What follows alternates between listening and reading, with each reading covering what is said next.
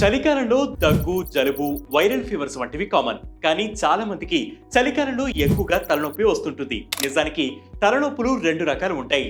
మొదటిది primary internal injuries లేదా ఎలాంటి వ్యాధులు లేకపోయినా వచ్చే తలనొప్పి. ఇది మైగ్రేన్, టెన్షన్ లేదా స్ట్రెస్ వల్ల వచ్చే తలనొప్పి ఈ కోవలోకి వస్తుంది. అయితే చలికాలంలో ఇవి మరింత ఎక్కువగా వస్తుంటాయి.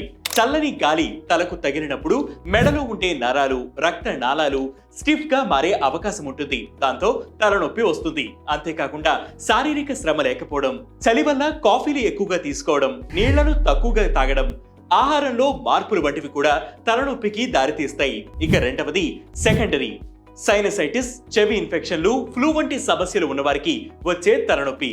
చలికాలంలో ఆ ఇన్ఫెక్షన్లు పెరిగే కొద్దీ తలనొప్పి కూడా పెరుగుతుంది. కాబట్టి వాటికి తగిన చికిత్స తీసుకోవాలి.